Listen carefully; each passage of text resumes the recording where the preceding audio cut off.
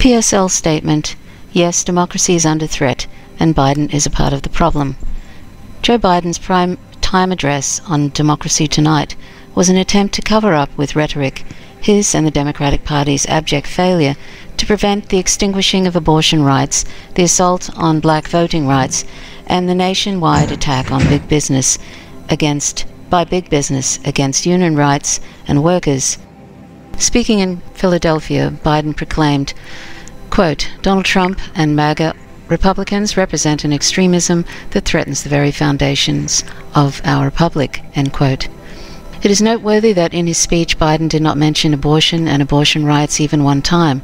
The fact that he can make a strong argument for, quote, democracy, end quote, and, quote, democratic rights, end quote, and not mention and highlight the evisceration of his core democratic right of women to control their own bodies is a clear indicator of the shallowness and superficiality of the Democratic Party's position on democratic rights. Without a doubt, the threat of fascist violence and the possible end of even bourgeois democracy is real and is growing. It is remarkable that a President of the United States stated this clearly for the world to hear. Earlier today, Donald Trump said in an interview that he would pardon those who participated in the January 6th attack and was financially supporting some of the defendants. In doing so, Trump is promising the type of legal impunity that has always emboldened participants in reactionary mob violence throughout US history, a clear signal that he wants more violence in the future.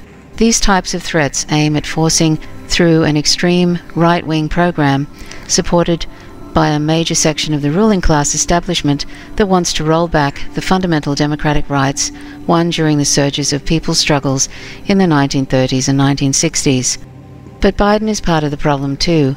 It is ridiculous for him to pose as a champion of democracy when he has for so long sat idly by and refused to take the decisive action necessary to push back the growing attacks against democratic, social and political rights.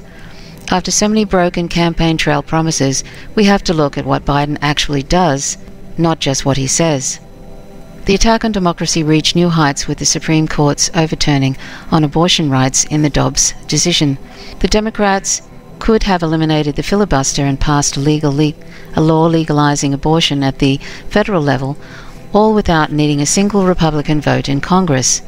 Biden could have taken a range of emergency actions, including opening abortion facilities on federal land in states that have banned abortion, and then waging a legal and political struggle to defend those sites. A wave of voter suppression laws have been passed at the state level following the Supreme Court's gutting of the Voting Rights Act, targeting black voters in particular. Biden and the Democratic Party leaders could have passed federal legislation overturning these state laws and expanding voting rights through measures like automatic voter registration and making Election Day a holiday. They chose not to. The Democrats refused to fight for an end to the anti-democratic electoral college system, and in fact have legislation pending to strengthen it.